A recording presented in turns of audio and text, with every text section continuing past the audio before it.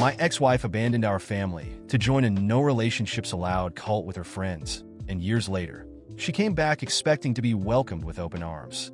My name is Daniel, 29, and I got married 6 years ago, but I've been divorced for 3 years now. I have 2 sons with my ex-wife, Melissa, 30, who are 4 and 5 years old, and I have full custody of them because she didn't want to feel tied down by family responsibilities. For 3 years, our marriage seemed perfect. We had 2 beautiful kids, and we're even planning to buy a house so we could finally move out of the small apartment we were living in. Then, out of the blue, Melissa hit me with, "I want to be single and explore the world." We had been together since high school. We were all each other knew. I was her first love, her first everything, and she was mine. I thought we were a forever kind of thing. She never seemed to mind that neither of us had been with anyone else, but 3 years into the marriage, she told me she was unhappy. She said she wanted us both to be free of the burden of marriage and family, so we could live life to the fullest. It all sounded like bizarre, free-spirited nonsense, as my mom would say. I couldn't understand it. I thought she loved me. She insisted that she did, but she also claimed she needed to love herself and give herself the chance to explore the world. I was desperate, so I even suggested opening our marriage temporarily, even though the idea hurt me deeply. I just wanted to find a way to keep her with me, but Melissa wasn't interested in that. She was determined to get divorced, so we could each have a fresh start. I was devastated. It came out of nowhere, and I broke down, crying in front of her. She told me everything would be fine and that I just needed to have faith in our love. If we were meant to be, she said, she'd find her way back to me one day. It was absurd and unfair, but that's how our marriage ended. One day, she packed her bags and left, saying she needed to explore the world on her own. She didn't seem to care about what would happen to me or the kids. I even asked her, "What do you expect me to do with the boys?" She shrugged and said, "Leave them with someone you trust. Go explore the world, meet new people, and live an adventurous life. You'll grow as a person." I was stunned. As far as I'm concerned, if you bring children into the world, it's your responsibility to raise them, protect them, and provide for them. Running off to find yourself isn't an option. That's when I knew she was completely out of her mind. I stopped fighting the divorce and didn't contest it. The settlement was easy. She didn't want anything. Her wealthy parents took care of child support, so Melissa didn't have to worry about it.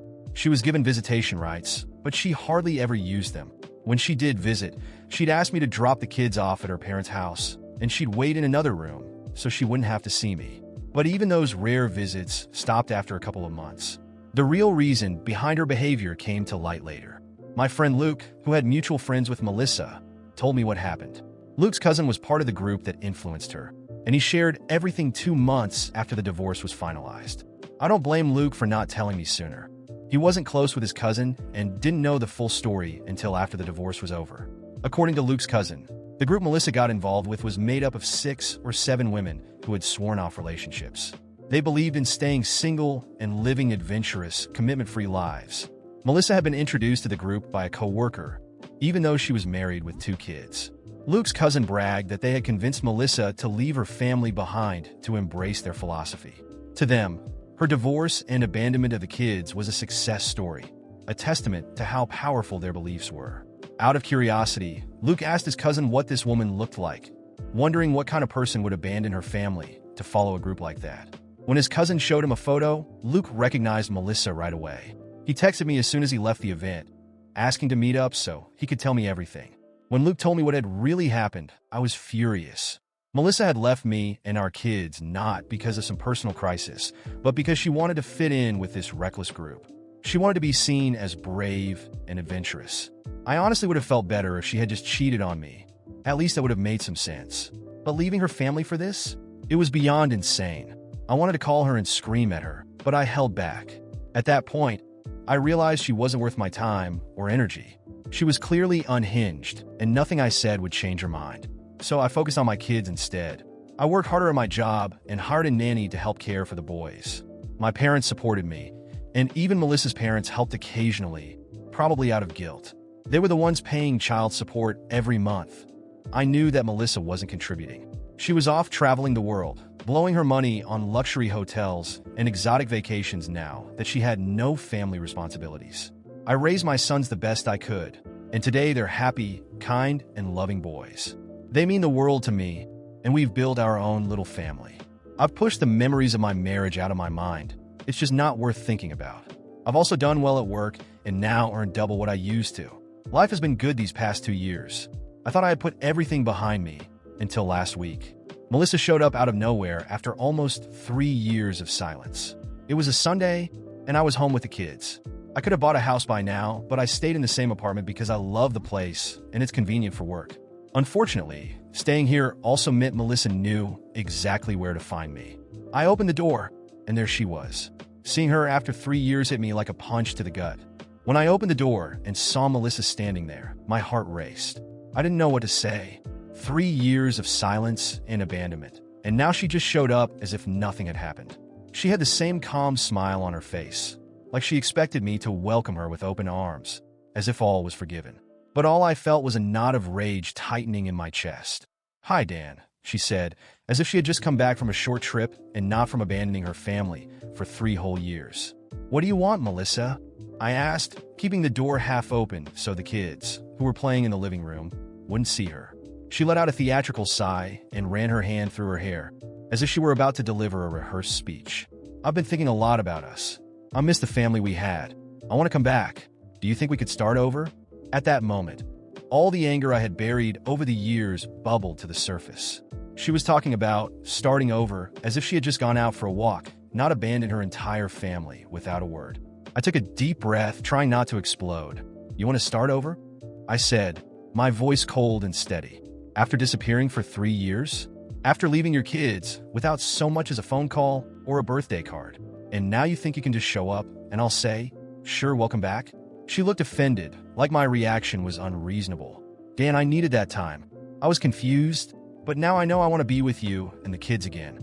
I let out a bitter laugh that took her by surprise. "Confused? You were so confused that you abandoned 2 little boys to go on vacations and party with your no-relationship friends?" She crossed her arms, as if that would somehow protect her from my words. "I know I made mistakes, but everyone deserves a second chance. I'm still their mother." That sentence was the last straw. You have no idea what it means to be a mother. Being a mother means being there for them every single day, through the good and the bad. It doesn't mean running off for years and coming back whenever it's convenient for you. She tried to say something, but I wasn't done. "You're only back because that fantasy life you chased didn't work out. The trips are over, the money's gone, and your so-called friends have probably moved on.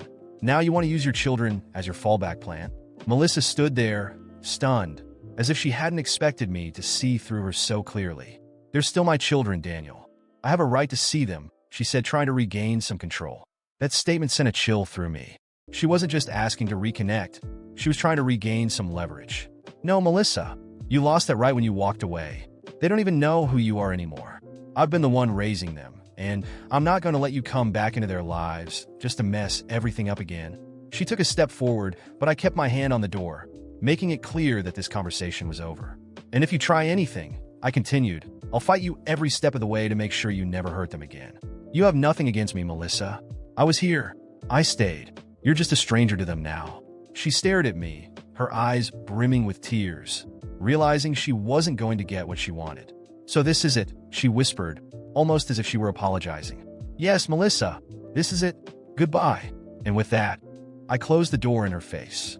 In the following months, I kept my guard up, expecting Melissa to try something. Maybe a lawsuit for visitation rights, or some desperate attempt to insert herself into our lives. But all I heard were rumors that her life had fallen apart. She had no money, no friends, and no family left to fall back on. Meanwhile, my life with my sons continued to thrive. I earned a promotion at work, bought a new house, and finally left that old apartment behind. Our days were filled with joy and peace. I took my boys to school, attended every parent-teacher meeting, and made sure I was present for every moment that mattered. They knew I would always be there for them, no matter what. Then, one day, I received an unexpected message from Melissa. It was short and desperate. "Can I see the boys? Just once?" I stared at the message for a moment before deleting it without replying. She didn't deserve even that much. A few weeks after Melissa's unexpected visit, I received a letter in the mail. It was from a lawyer. She was suing me for full custody of the boys.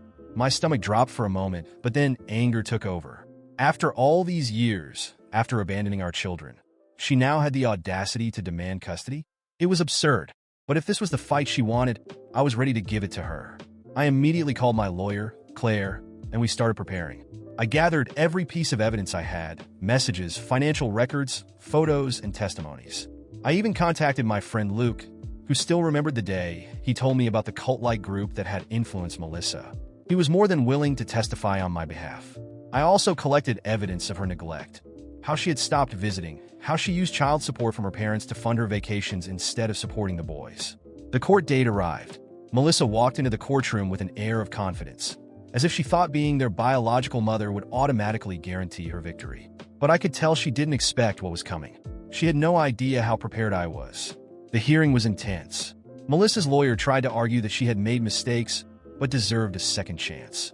They painted her absence as a period of personal growth and claimed that now she was ready to be a mother again. But when it was my turn, I laid everything bare. Claire presented the court with photos of Melissa on vacation in exotic locations, all taken during the years she had abandoned her children. We showed the judge copies of text messages where she admitted that she wanted to explore the world instead of raising her sons. I even had bank statements proving how she spent her money on luxury hotels while her parents had been paying child support. Then, the turning point. Luke testified about the cult-like group that had convinced Melissa to leave her family behind, bragging about turning her into one of them. Luke's words made it clear that Melissa didn't leave because of some personal crisis. She left because she chose a selfish ideology over her children. The judge, an older man with a stern face, sat silently as the evidence piled up. When Melissa's lawyer tried to argue that being their biological mother gave her the right to raise them, the judge raised his hand, signaling for her to stop. Then he turned to Melissa. "Mrs. James," he began, his voice calm but firm, "I've seen parents make mistakes. I've seen cases where a mother or father genuinely regrets their actions and seeks redemption.